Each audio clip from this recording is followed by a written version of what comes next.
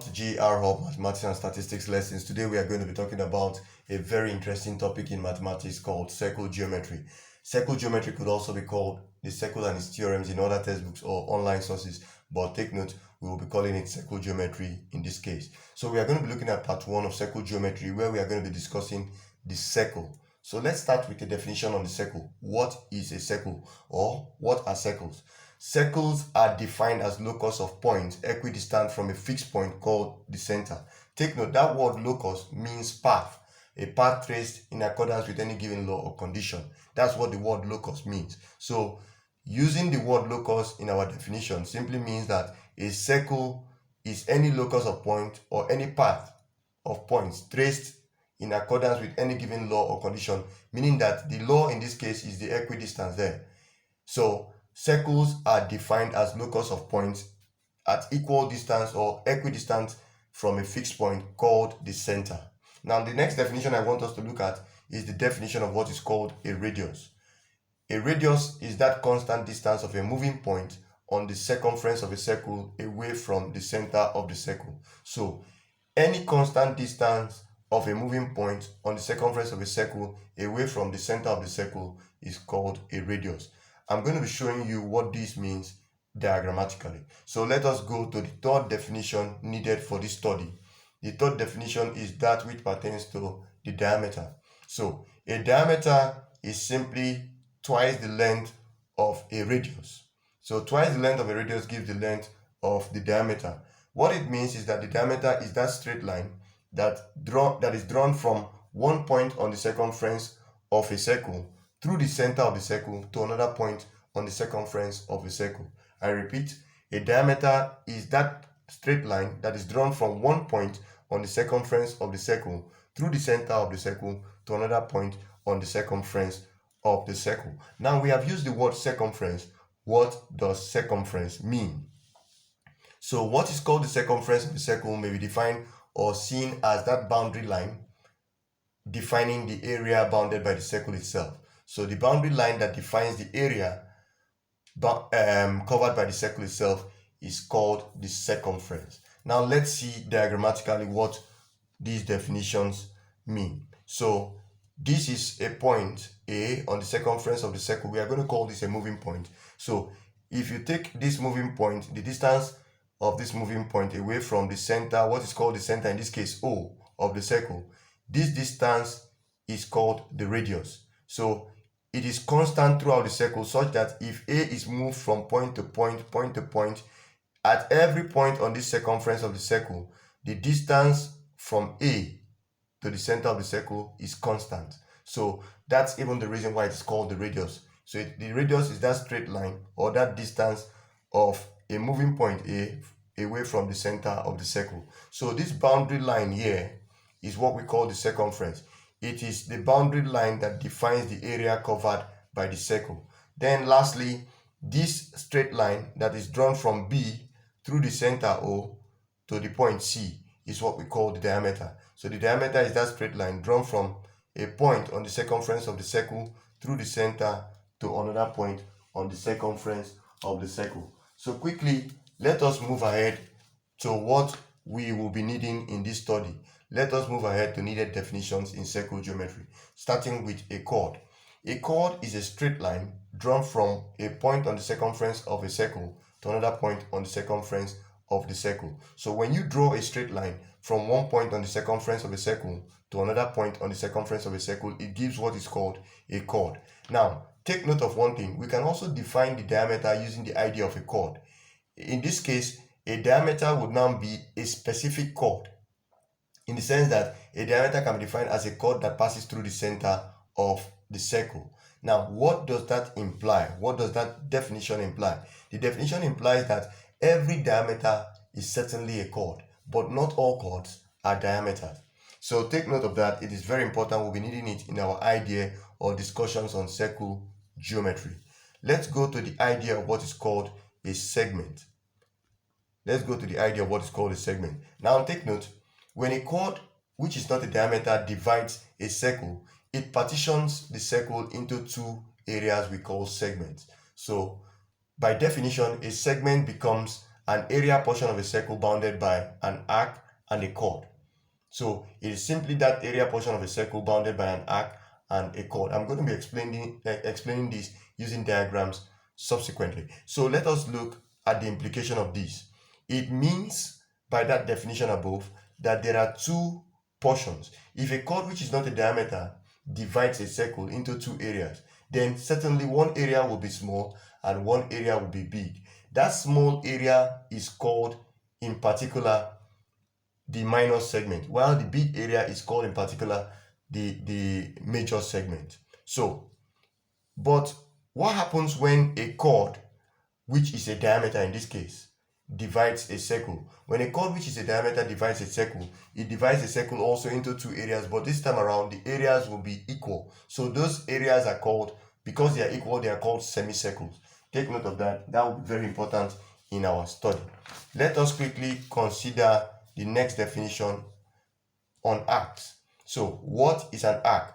When a circle is divided by a chord which is not a diameter, this chord which is not a diameter also divides the circle into two lengths we call arcs. And what this means is that if the circle is divided by a chord which is not a diameter, it will be divided into two unequal lengths called arcs. So what do we call the smaller arc and what do we call the bigger arc? The smaller arc is called the minor arc, while the bigger arc is called the major arc. The implication of this is that there are two types of arcs whenever a chord which is not a diameter divides a circle. So the minor arc being the smaller length fraction and the major arc being the larger length fraction. Now, the next definition I want us to consider, which we'll be needing in our study of circle geometry, is the sector. What is a sector? Simply put, a sector is that area of a circle bounded by two radii and an arc. Radii is the plural form of radius. So a circle is an area of a circle bounded by two radii and an arc. Now, we had previously discussed what we called a chord. Take note, what is called a chord is that straight line that is drawn from one point on the circumference of a circle to another point on the circumference of a circle. What if we are not referring to a straight line that starts from one point and ends at another point on the circumference of a circle, but we are considering a straight line that runs through 2 points on the circumference of a circle? The name given to such a line will be called the segment, or a secant rather. So a secant can be drawn to a curve or it can be drawn to a circle.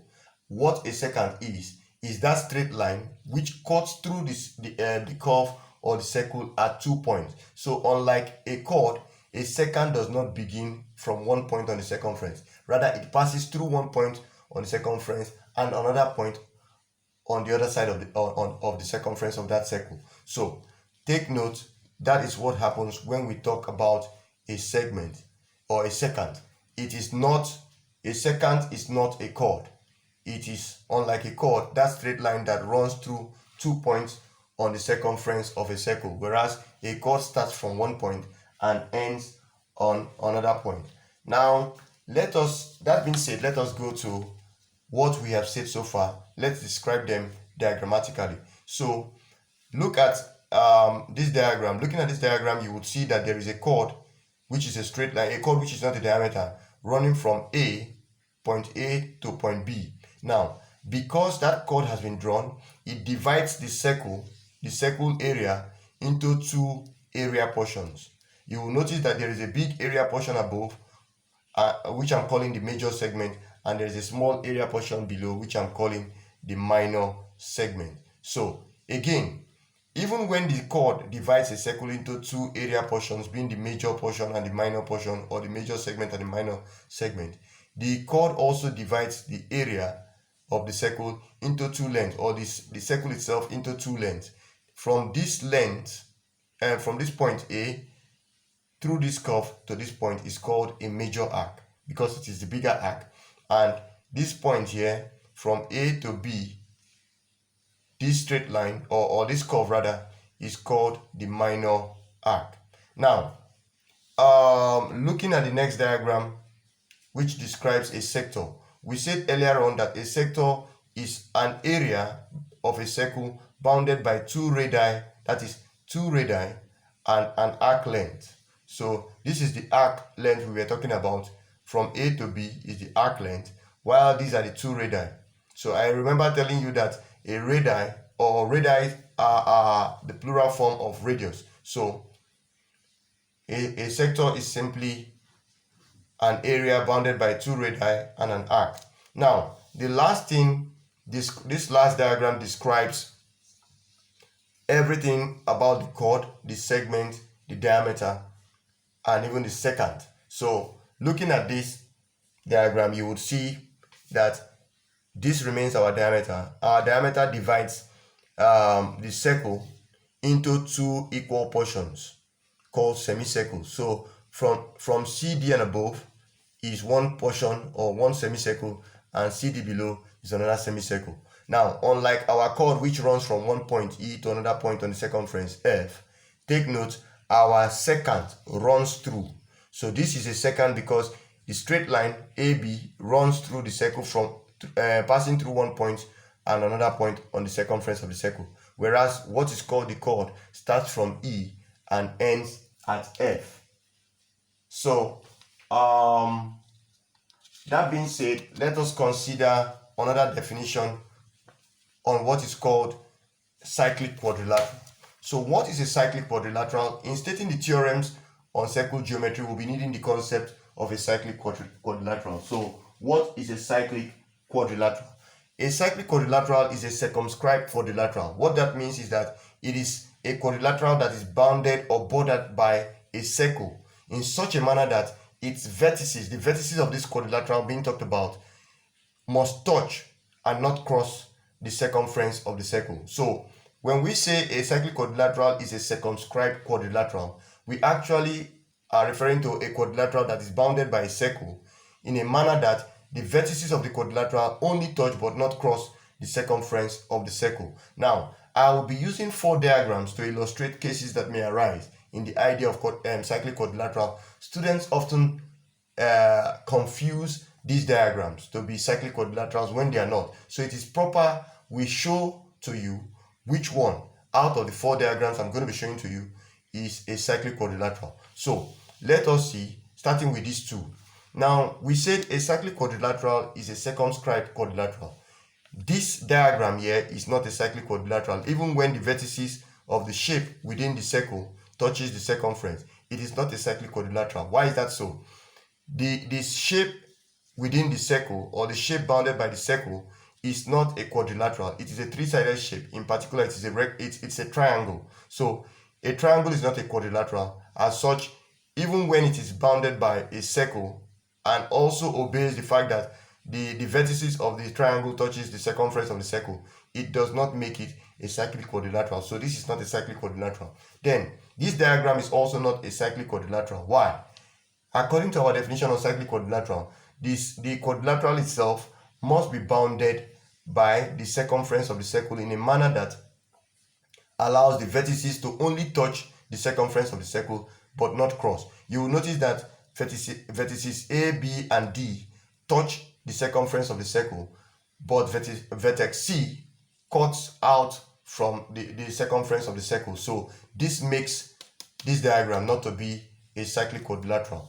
Now, going to these other diagrams, you will notice that this is not a cyclic quadrilateral, but this is. Now, why is this one not a cyclic quadrilateral?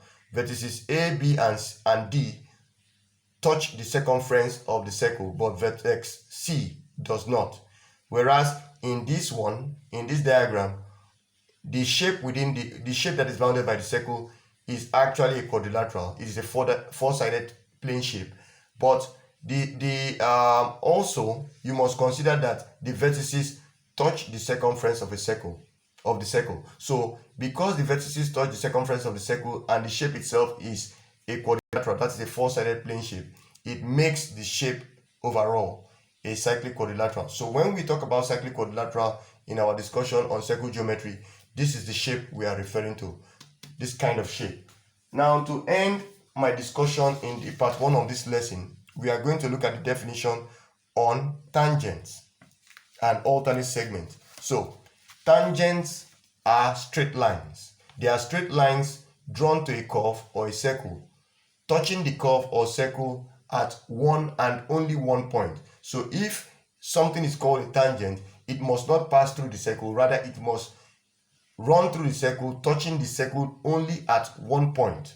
Okay, so the point at which a tangent touches the circle has a name. We call that point at which a tangent touches a circle or a curve the point of contact. So looking at this diagram, you will notice that I have drawn a circle here. Tangents are not only drawn to circles, they are also drawn to curve. So this is a curve and this is a tangent. The tangent is this straight line.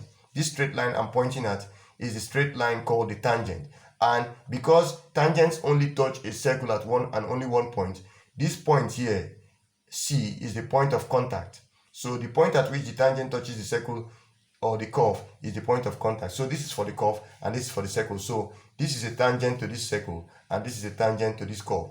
Why are they tangents to the circle and curve? It is because they are straight lines that touch the circle or the curve at one and only one point. So take note of that. We shall be needing this concept in our discussion on circle geometry. So lastly in this session, let us consider the idea of an alternate segment.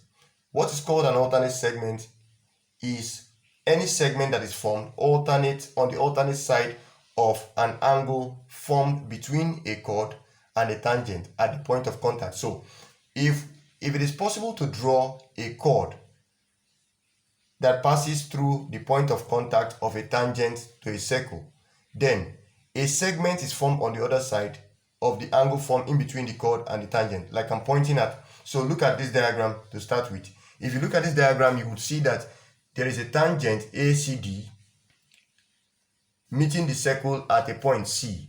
Now this tangent forms an angle with a chord BC. Relative to this angle I'm pointing at, this segment on the alternate side is called the alternate segment. So it is the alternate segment only because it is the segment on the other side relative to the angle C on this side. Similarly, we could also have the alternate segment on this side of the chord. So if this is the angle formed between the chord and the tangent at the point of contact, then this other segment is called the alternate segment. So we are going to be using all these concepts we've discussed in our part 1 of circle geometry in the part 2 of circle geometry, where we will be considering the theorems on circle geometry, and even in the part 3. So watch out for our video on circle geometry part 2 and part 3. Do like our video, share our video, and most importantly, subscribe to our YouTube channel. Thank you.